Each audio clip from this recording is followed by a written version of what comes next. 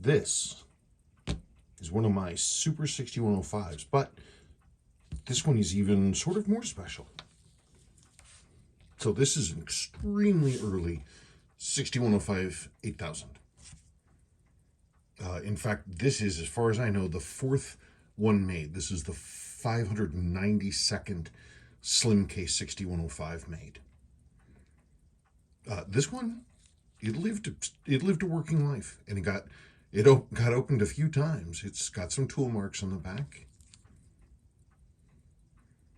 592. It's a 7-digit early caseback. It's not real often that you get a 7-digit. Anyway, I put a lot of work into this. Gosh, it's amazing. All the looms original. It was a service style. This was a service style, but it still has the original long sweep. All this is the original loom. Both hands, that's the original loom.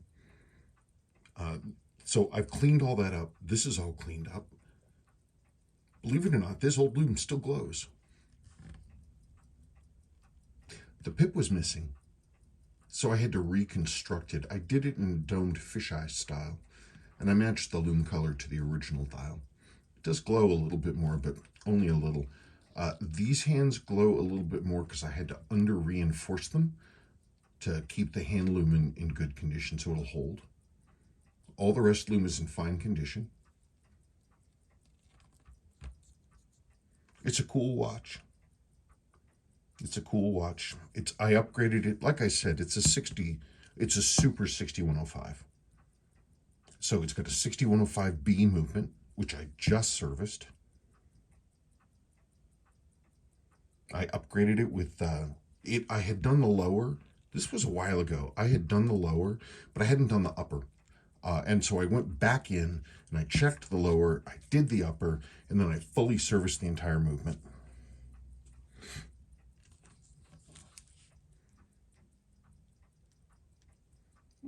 It's a nice looking watch, isn't it? Isn't that a nice looking watch? Yeah, man, cool. So anyway, if you are in the market for a Super 6105 that is original, I mean, it's original Seiko. None of this is aftermarket. And it's a great, reliable piece. You could wear this as a daily, every single day, and it would be completely fine. Lord knows I did it. It's a great watch. So anyway, I hope it's going to be on somebody's wrist and soon.